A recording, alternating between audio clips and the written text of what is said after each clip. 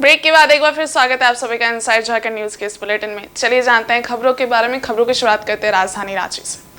झारखंड प्रदेश कांग्रेस के नवनियुक्त प्रभारी गुलाम अहमद मीर 2 दिवसीय झारखंड दौरे पर 2 जनवरी को पहुंचेंगे। प्रदेश प्रभारी के झारखंड दौरे का पहला दिन 2 जनवरी तय है। कार्यक्रम के अनुसार लगभग 12 बजे दिन में वे राजधानी रांची के बिरसा मुंडा एयरपोर्ट पर पहुंचेंगे और विभिन्न कार्यक्रमों में हिस्सा लेंगे। कांग्रेस के प्रदेश प्रवक्ता राकेश सिन्हा ने बताया कि गुलाम अहमद मीर का 1:30 बजे राजधानी रांची के मोराबादी स्थित निजी सभागार में अभिनंदन किया जाएगा। इसके बाद वे शाम में प्रदेश कांग्रेस कार्यालय में जिला प्रभारी एवं जिला अध्यक्षों से बैठक करेंगे। अगले दिन 3 जनवरी को विधायक दल की बैठक एवं पॉलिटिकल अफेयर्स कमेटी और लोकसभा प्रभारी तथा संयोजकों के साथ बैठक करेंगे। बोर्ड निगम के अध्यक्षों और सदस्यों के साथ भी उनकी बैठक तय है। इन बैठकों में पार्टी के संगठनात्मक मजबूती के साथ साथ आगामी चुनाव में पार्टी की योजना और उसकी तैयारियों पर विशेष चर्चा की जाएगी। और हमारे झारखंड के नवनियुक्त प्रभारी गुलाम अहमद मीर साहब का आगमन 2 तारीख को हो रहा है और हम पूरी तैयारी के साथ उनके स्वागत को तैयार खड़े हैं। एक और जहां हम संगम गार्डन मोराबादी में उनका स्वागत समारोह रखे हैं, वहीं दूसरी ओर प्रदेश कांग्रेस के दफ्तर में पॉलिटिकल अफेयर्स कमेटी के साथ अग्रणीय मोर्चा संगठनों के पदाधिकारी, अध्यक्ष, बोर्ड निगम के अध्यक्ष और सदस्यों के साथ उनकी बैठक भी तय है, ताकि हम आकलन प्रभारी यह कर सके कि कैसे हम पूरी मजबूती के साथ 14 का 14 लोकसभा क्षेत्र में सीटों पे हम चुनाव लड़ सकते हैं और जीत सकते हैं। तो कहीं ना कहीं उनका आना एक सार्थक है और पूरी मुस्तैदी के साथ हम लोग 2024 के लिए लगेंगे। वहीं प्रधानमंत्री के मन की बात को आज बूथ स्तर पर सुना गया। रांची के विधायक सीपी सिंह ने पुरानी रांची में 6 बूथों के लोगों एवं कार्यकर्ताओं के साथ मन की बात सुनी। प्रधानमंत्री ने इस कार्यक्रम में छोटी से लेकर बड़ी बड़ी प्रेरणादायक बातों पर चर्चा की। इस अवसर पर सीपी सिंह ने कहा कि प्रधानमंत्री मन की बात कार्यक्रम में आम लोगों से जुड़ी बातों का जिक्र करते हैं, जो लोगों को प्रेरणा देने का काम करते हैं। उनका झारखंड से विशेष लगाव है। हर एपिसोड में उन्होंने झारखंड का जिक्र किया है। आज भी उन्होंने मन की बात कार्यक्रम में झारखंड का जिक्र किया। उन्होंने कहा कि मन की बात सभी को सुननी चाहिए, ये प्रेरणा देने वाले कार्यक्रम है। सीपी सिंह ने कहा कि प्रधानमंत्री मन की बातों में अपनी आकांक्षाओं से देश भर के लोगों को अवगत कराते हैं। मन की बात सुनने के बाद सीपी सिंह ने लोगों के बीच कंबल का भी वितरण किया।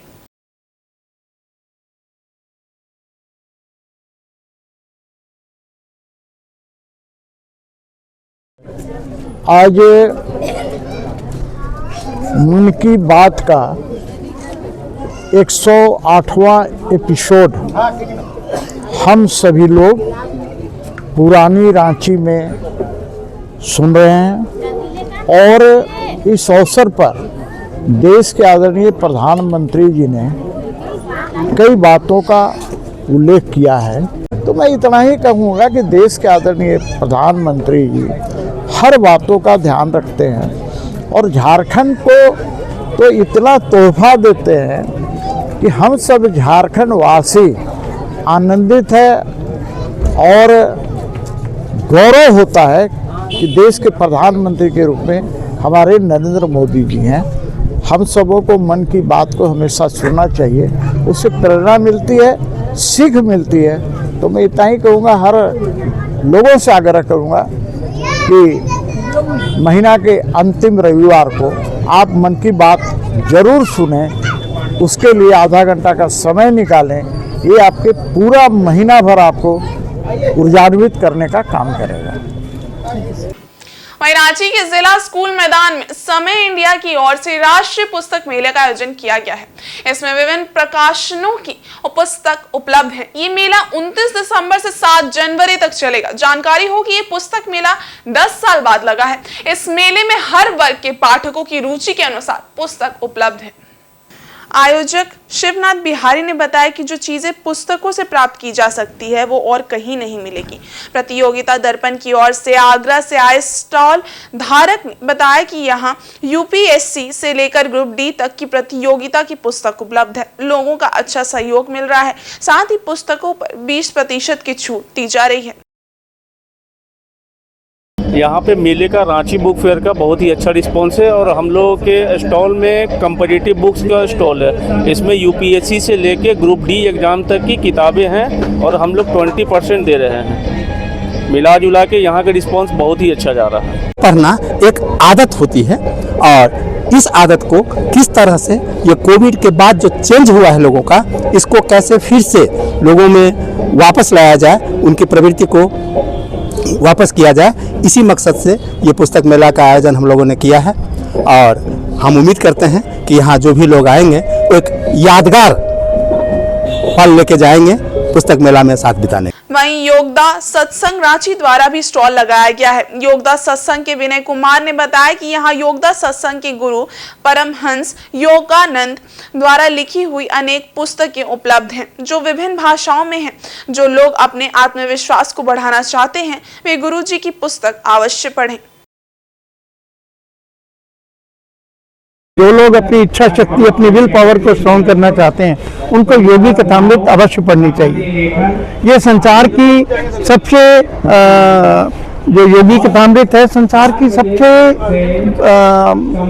प्रसिद्ध जो है, फेमस जो क्लासिक हैं, वर्ल्ड स्क्रिप्चर्स मान लीजिए, ये एक किस्म से स्क्रिप्चर ही है जिसको हम ग्रंथ कहते हैं, तो वो पुस्तक है। उसके अलावा गुरु जी ने और बड़ी महान पुस्तकें लिखी हैं, जैसे कि भगवद गीता है, गॉड टॉक्स विद अर्जुना, जिसमें गुरु जी ने गीता का पूरा व्याख्या दी है कि भगवान कृष्ण क्या बता रहे हैं। महाभारत में जो गीता का ज्ञान है, हमारे जीवन में हमारे अंदर हर समय महाभारत चल रहा है। हमारे अंदर ही कौरव हैं और हमारे अंदर ही पांडव हैं। पांडव कौन है और कौरव कौन है, ये आप गीता पढ़ेंगे।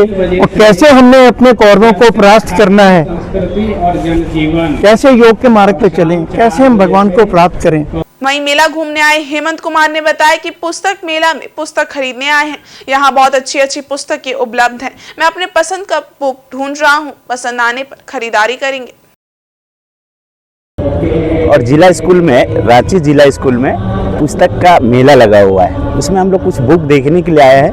बहुत अच्छे बुक है, देख लेते हैं, पसंद हो जाएंगे तो खरीद लेंगे। बाहुबली फिल्म में कटप्पा का रोल निभाने वाले राणा दग्गुबाती पर जमशेदपुर के बिष्टुपुर स्थित रमाडा होटल प्रबंधन ने लगभग 3 लाख रुपए की धोखाधड़ी का आरोप लगाते हुए बिष्टुपुर थाने में मामला दर्ज कराया है। प्राथमिकी दर्ज करने के बाद पुलिस ने पूरे मामले की जांच शुरू कर दी है। बता दें कि हैदराबाद FC टीम के मालिक व बाहुबली फिल्म में कटप्पा का अभिनय निभाने वाले राणा दग्गुबाती पर होटल का बकाया बिल नहीं देने का आरोप लगाया है। होटल के मैनेजर हरि ने बताया कि अप्रैल महीने में Indian super league match Jamshedpur के JRD में हुआ था, जिसमें हैदराबाद FC भी शामिल हुआ था। टीम प्रबंधन द्वारा रमाडा होटल में 23 कमरा बुक कराया। हालांकि 1 लाख रुपए एडवांस दिया और 3 दिनों बाद बिना पैसा दिए सुबह 6 बजे होटल से चेकआउट कर गया। जाते समय ये कहा गया कि दोपहर 12 बजे तक आपके अकाउंट में पैसा आ जाएगा, लेकिन बार बार फोन करने एवं मेल करने के बावजूद पेमेंट नहीं मिला। थक हार कर रमाडा होटल के मैनेजर हरि ने बिष्टुपुर थाना में हैदराबाद FC के मालिक राणा दग्गुबाती के खिलाफ एक FIR दर्ज कराया है। प्राथमिकी दर्ज करने के बाद पुलिस पूरे मामले की जांच में जुट गई है। बुकिंग कंफर्मेशन हो गया था, सारा एग्रीमेंट वगैरह प्रॉपर हो गया था। हमारा एग्रीमेंट था चेकआउट का पहले पेमेंट देना है। लोगों ने आके चेक किया था। चेक इन करने के टाइम 1 लाख रुपए एडवांस किया। बाकी बोला चेकआउट का पहले बोलते शाम को बोला है, दूसरे दिन बोला ऐसे सुबह शाम को बोलते। चेकआउट का टाइम सुबह 6 बजे लोगों ने चेकआउट करके चले गए। उन लोगों से हमारा जूनियर स्टाफ था, उन लोगों को बोल के दिया 11-12 बजे तक आपका अकाउंट में पैसा आ जाएगा। फिर हमने आके उन लोगों को कॉल भी किया था, तो स्टाफ को हमने कॉल किया तो लोगों ने बोला 11-12 बजे तक आपका पेमेंट आ जाएगा। हमारा ऑफिस में सब बात हो गया था, ऑफिस खोलने दो और बैंक ओपन होने तक। और हमने कंटिन्यू कॉल कर रहे हैं, मेल कर रहे हैं, कोई रिप्लाई नहीं है। 1-2 बंदा है मुझसे कभी कॉल उठाता है, बात करते हैं। ऑफिस में हमने सारा डिटेल्स फॉरवर्ड किया है, ऑफिस से पेमेंट डाला है। ऑफिस का कोई कोऑर्डिनेटर का एक GM बोल के एक सुरेश का नंबर दिया था और कुछ रंगनाथ का नंबर दिया था बात करने। कोई भी कितने टाइम कॉल करो, हमने अलग अलग फ़ोन नंबर से कॉल करके देखा है, कोई भी फ़ोन अटेंड नहीं कर। जैसे हम भी परेशान हो गए। लास्ट में हमको तो हमारा पेमेंट रिकवर करने के लिए FIR करने पड़े। जा रहे तो होटल से निकल जाए तो जूनियर स्टाफ हो ना, जूनियर को रिसेप्शन में सुबह 6 बजे तो मेन कोई सीनियर स्टाफ तो नहीं होगा, जूनियर स्टाफ के सामने से निकल गए और लोग बोलते सर पेमेंट का क्या हो गया, बोलते 11 बजे 12 बजे तक अकाउंट में आ जाएगा। ठीक, इतना रेप्यूटेड एक टीम है, लोग आगे पीछे भी मैच होगा, इधर से निकल के दूसरा जगह पे मैच कंटिन्यू मैच चल रहा है, लोग भी वही सोचा है मैच आ रहा है, तो ऐसे तो कोई अभी तक टीम हमारे पास ऐसे नहीं किया। अभी तो लास्ट ईयर में 3-4 टीम रुक के गया था, उससे पहले भी 3-4 रुक के गया था, कंटिन्यू हमारे साथ टीम रुक के जाता, हमारे में ऐसी तकलीफ कभी भी नहीं होगा। वहीं चक्रधरपुर रेलवे स्टेशन को अमृत भारत स्टेशन बनाने की कवायद तेज कर दी गई है। रेलवे द्वारा चक्रधरपुर रेलवे स्टेशन के सामने मौजूद रेलवे के मार्केट कॉम्प्लेक्स सहित रेलवे स्टेशन के सामने मौजूद सभी लीज धारक दुकानदारों को जमीन खाली करने का नोटिस दिया गया है। रेलवे ने नोटिस में साफ कहा है कि वे रेलवे द्वारा लीज पर दी गई जमीन को 30 दिनों के अंदर खाली कर दे। रेलवे द्वारा जारी किए गए इस नोटिस के बाद लीज धारकों में हड़कंप मच गया है। जारी किए गए नोटिस में रेलवे ने सभी बकायेदारों से भी लीज की बकाया राशि जल्द से जल्द जमा करने को भी कहा है। रेलवे द्वारा नोटिस जारी किए जाने से स्टेशन के पास रेलवे से लीज लेकर दुकान चला रहे दुकानदारों में हड़कंप मच गया है। दुकानदार रेलवे द्वारा दिए गए फरमान से परेशान हो गए हैं। अचानक से उनकी दुकान बंद होने से सैकड़ों परिवार पर रोजी रोटी का संकट खड़ा हो जाएगा। कई लोग सड़क पर आ जाएंगे। इसको लेकर दुकानदार अब बैठक कर रहे हैं। दुकानदारों को हटाने से पहले उन्हें कोई वैकल्पिक जगह भी नहीं दी गई है, जिससे उनका रोजगार ठप होने का खतरा है। बता दें कि चक्रधरपुर रेलवे स्टेशन का करोड़ों रुपए की लागत से कायाकल्प होने वाला है। स्टेशन के आसपास कई जगहों, पुराने भवनों, मार्केट कॉम्प्लेक्स और दुकानों को तोड़कर स्टेशन को अमृत भारत स्टेशन के तहत विकसित किया जाएगा, जिसमें रेल यात्रियों को कई तरह की सुविधाएं दी जाएंगी। अमृत भारत योजना के तहत विकसित करने को लेकर रविवार को चक्रधरपुर रेल मंडल के डीआरएम एजे राठौड़ ने चक्रधरपुर रेलवे स्टेशन के आसपास के इलाकों का निरीक्षण किया है। उन्होंने नक्शा लेकर स्टेशन में होने वाले विकासात्मक कार्य की जानकारी ली है। मालूम रहा है कि चक्रधरपुर स्टेशन का अमृत भारत स्टेशन के रूप में बड़े पैमाने पर विकास किया जाना है, जिसमें करोड़ों खर्च किए जाएंगे।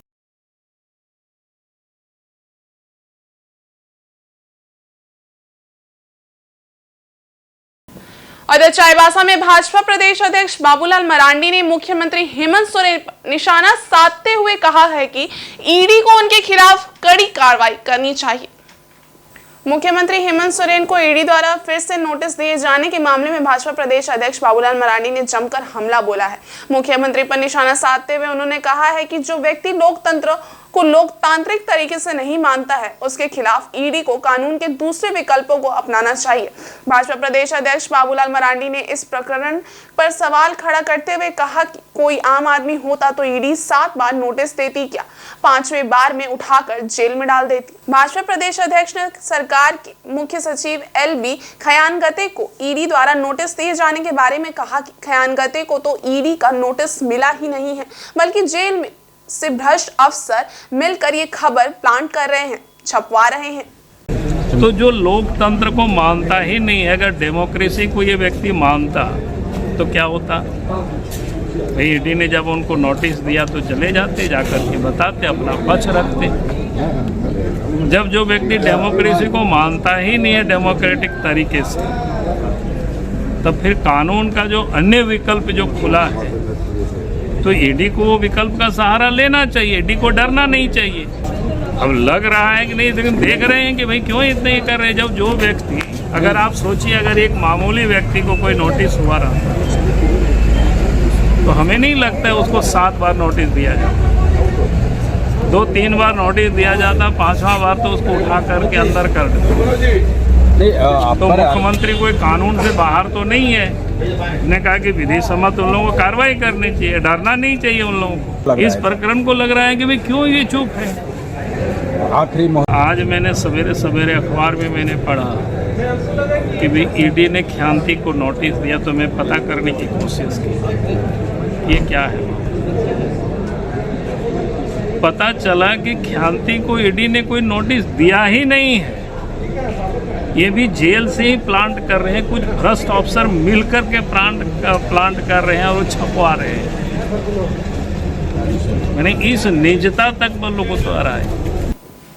वहीं कुरमाली भाषा परिषद द्वारा विगत कई वर्षों से राजधानी रांची में टुसु पर्व की पूर्व संध्या पर कार्यक्रम का आयोजन किया जाता है। अपनी परंपरा, सभ्यता और संस्कृति को जागृत रखने एवं आने वाली पीढ़ियों को इससे रूबरू कराने को लेकर ये कार्यक्रम आयोजित होता है। इसी के तहत राजधानी रांची के एक निजी होटल में टुसु पर्व की पूर्व संध्या पर होने वाले कार्यक्रम की तैयारियों की समीक्षा को लेकर आयोजन समिति द्वारा एक बैठक की गई। इस बैठक में पर्व की तैयारियों पर विस्तृत रूप से विचार विमर्श किया गया, जिसमें आयोजन समिति के संस्थापक, पदाधिकारी सहित कुर्मी समाज के अन्य लोग उपस्थित रहे। बैठक में उपस्थित आयोजकों ने बताया कि टुसु पर्व हमारे समाज में खास महत्व रखने वाला त्योहार है। समाज के लोग इस पर्व को लेकर काफी उत्साहित रहते हैं। परंपरागत तरीके से इस त्योहार को सब परिवार, समाज एक साथ एकत्रित होकर काफी हर्षोल्लास पूर्ण वातावरण में मनाते हैं।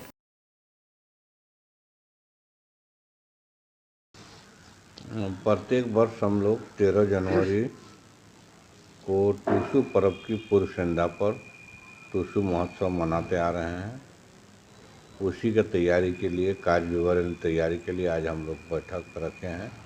इसमें काम को बांटना है, कौन कैसे क्या करेगा, कौन स्टेज देखेगा, कौन लोगों का स्वागत करेगा, कौन किस तरह काम करेगा, इसी कार्यक्रम विवरण का तैयार कर रहे हैं। टुसु महोत्सव, क्योंकि ये महोत्सव एक ऐतिहासिक त्यौहार है। टुसु महोत्सव झारखंड की स्वाभिमान का प्रतीक है। इस महोत्सव में सभी लोग धूमधाम से मनाते हैं और रांची के अलावा अगल बगल क्षेत्रवर्ती के लोग भी, टीचागढ़, चांडिल, सब तरह से लोग आते हैं और दूर दूर से लोग आते हैं। इसी लोग का तैयारी के लिए, लोगों को कैसे रिसीव किया जाएगा, इसी का तैयारी के लिए। वहीं टुसु पर्व मनाने के विषय में आयोजकों ने बताया कि हमने कई पुस्तकों की गहन अध्ययन और रिसर्च के बाद इस पर्व को मनाने के पीछे के कारण को समझा और बताया है। और इधर प्रधानमंत्री नरेंद्र मोदी द्वारा देश भर में चलाए जा रहे विभिन्न कल्याणकारी योजनाओं और उनके विकसित भारत के सपनों को जन जन तक पहुंचाने के लिए डुमरिया प्रखंड के बड़ा अस्ती पंचायत सचिवालय में कार्यक्रम का आयोजन किया गया, जिसमें सांसद विद्युत वरण महतो उपस्थित हुए। डुमरिया प्रखंड के बड़ा अस्ती पंचायत सचिवालय में रविवार को सांसद विद्युत वरण महतो प्रधानमंत्री नरेंद्र मोदी के सपनों को साकार करने वाला विकसित भारत संकल्प यात्रा लेकर पहुंचे। इस मौके पर महिलाओं द्वारा सांसद विद्युत वरण महतो, जिला पार्षद पार्वती मुंडा और गणमान्य लोगों का फूल माला तथा पत्ते का मुकुट पहनाकर स्वागत किया गया। इस अवसर पर सांसद विद्युत वरण महतो ने ग्रामीणों को प्रधानमंत्री नरेंद्र मोदी द्वारा गरीबों और समाज के निचले पायदान पर गरीबी में गुजर बसर करने वाले लोगों के उत्थान और बराबरी प्रदान करने के लिए चलाए जा रहे विभिन्न जन कल्याणकारी योजनाओं की जानकारी दी, साथ ही इसका फायदा उठाने को लेकर जागरूक किया। मौके पर सांसद के हाथों मुखिया तपन मुर्मू को प्रशस्ति पत्र देकर सम्मानित किया गया और ग्रामीणों के बीज भी बांटे गए। इस मौके पर डुमरिया प्रखंड विकास पदाधिकारी चंचला कुमारी, DPRO रविंद्र सरदार आदि उपस्थित थे। सांसद ने कहा कि प्रधानमंत्री और केंद्र सरकार द्वारा चलाए जा रहे PM उज्ज्वला योजना, जनधन योजना, विश्वकर्मा योजना सहित दर्जनों ऐसी योजनाएं हैं जिससे समाज में काफी बदलाव हो रहा है। इसके आधार पर वर्ष 2047 में जब देश आजादी के 100 वर्ष पूरा करेगा, तब हम अपने भावी पीढ़ी को एक विकसित भारत देश का उपहार विरासत में दे सकते हैं, जिससे हमारी नई पीढ़ी देश दुनिया के साथ कदम से कदम मिलाकर और आंख में आंख डालकर आगे बढ़ेगी। देश के यशस्वी प्रधानमंत्री भाई नरेंद्र मोदी जी ने अभी देश 75वीं वर्षगांठ मना रहा आज़ादी का, और इस अमृत काल में उन्होंने आज़ादी का जब 100 साल पूरा होगा 2047, उनका सोच है कि तब तक हमारा देश विकसित राष्ट्र के रूप में लोग को जाना जाए, और उसी के विकास को लेके उन्होंने रात दिन लगातार प्रयास कर रहे हैं कि समाज के अंतिम छोर में खड़े व्यक्ति का उसका सर्वांगीण विकास हम किस तरीके से करें। इसीलिए जनधन खाता से लेकर उन्होंने शौचालय निर्माण के साथ साथ आयुष्मान भारत के साथ साथ उजाला योजना उन्होंने मकान दिए, और सेल्फ हेल्प ग्रुप के माध्यम से पारिवारिक स्थिति सामान्य कैसे रहो, उसका अर्थव्यवस्था कैसे सुदृढ़ हो, बेहतर हो, क्योंकि जब परिवार बेहतर बन जाएगा, आत्मनिर्भर बन जाएगा, तो राष्ट्र का प्रति और बेहतर ढंग से रुचि लगा के काम करें, ताकि आज देश जिस तरह लगन और मेहनत और बगैर भ्रष्टाचार से देश तीव्र गति से अर्थव्यवस्था आगे की ओर दौड़ रही है। अब जब मोदी जी 2014 में आए तो 15वें नंबर मेरा अर्थव्यवस्था है। वहीं नववर्ष को लेकर पुलिस शहर में सतर्कता बरत रही है। शहर भर के विभिन्न स्थानों पर चेक पॉइंट बनाए गए हैं, जहां पुलिस पदाधिकारियों और जवानों को तैनात किया गया है। मुख्य चौक चौराहा पर अतिरिक्त पुलिस बल की प्रतिनियुक्ति की गई है। पुलिस हुड़दंगियों और शराब पीकर वाहन चलाने वालों पर विशेष निगरानी रख रही है। इधर रविवार की सुबह एसएसपी किशोर कौशल और सिटी एसपी मुकेश कुमार लोनियाद बिष्टुपुर थाना पहुंचे, जहां उन्होंने पुलिस पदाधिकारियों और जवानों को जरूरी दिशा निर्देश दिए। एसएसपी ने बिष्टुपुर क्षेत्र में जवानों के साथ पैदल मार्च किया और सड़क का अतिक्रमण करने वाले दुकानदारों को सड़क पर सामान नहीं रखने को कहा। भारी संख्या में पुलिस बल को देखते हुए दुकानदार और राहगीर में हड़कंप मच गया। एसएसपी थाना से सीधे फल मार्केट होते हुए चूना शाह बाबा के मजार तक गए और वहां से छगनलाल की दुकान के पास पहुंचे, जहां से वे अन्य क्षेत्र में गश्त के लिए निकल गए। एसएसपी ने बताया कि पैदल गश्त के जरिए लोगों को सुरक्षा का एहसास कराया जा रहा है। नववर्ष को लेकर पुलिस सतर्क है और जगह जगह जांच कर रही है। चेकिंग का अभियान लगातार जारी रहेगा।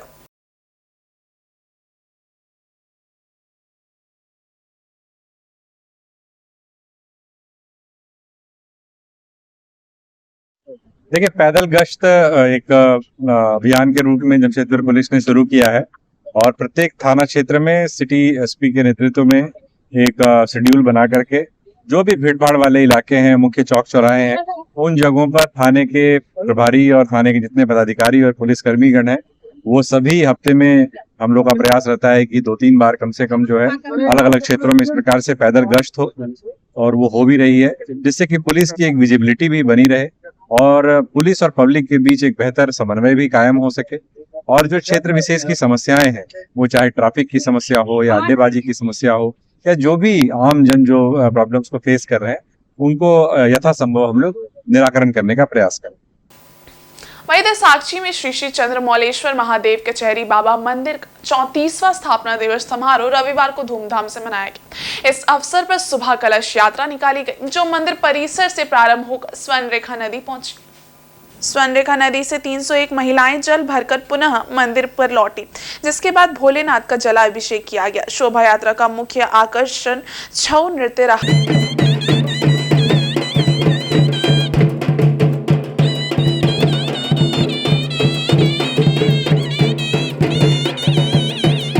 कलाकारों ने कला का प्रदर्शन कर सभी को मोहित कर दिया। वहीं मंदिर में 24 घंटे का अखंड हरि कीर्तन शुरू हुआ, जिसका समापन 1 जनवरी को होगा। तत्पश्चात भोग का वितरण किया जाएगा। बता दें कि हर साल मंदिर का वार्षिक उत्सव बड़े धूमधाम से मनाया जाता है। इसमें दूर दराज से आए श्रद्धालु भी शामिल होते हैं और भगवान भोलेनाथ की पूजा अर्चना करते हैं।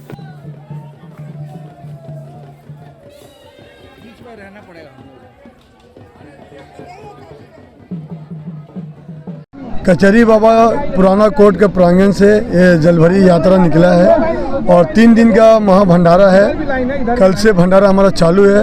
अभी हम लोग मानगो नदी से जल भर के बाबा को जल चढ़ाने जा रहे हैं और उसके बाद 24 घंटा का हर कीर्तन चालू होने वाला है। जी, ये 31 दिसंबर बाबा का जन्म उत्सव मनाते हैं। आज ही के दिन बाबा का उत्पन्न हुआ था, जो खुदाई से निकले थे बाबा, तो इसलिए आज उनका हम लोग जन्म उत्सव मना रहे हैं और बहुत धूमधाम से मना रहे हैं। बंगाल से चल के छऊ नाच का भी व्यवस्था किए गए हैं और अभी से लेके कल तक कंटिन्यू भंडारा हमारा जारी रहेगा। इनसाइड झारखंड न्यूज की पूरी टीम की ओर से आप सभी को नव वर्ष की ढेरों शुभकामनाएं। हम फिर हाजिर होंगे मंगलवार को कुछ नई खबरों के साथ। तब तक के लिए देखते रहिए इनसाइड झारखंड न्यूज। धन्यवाद।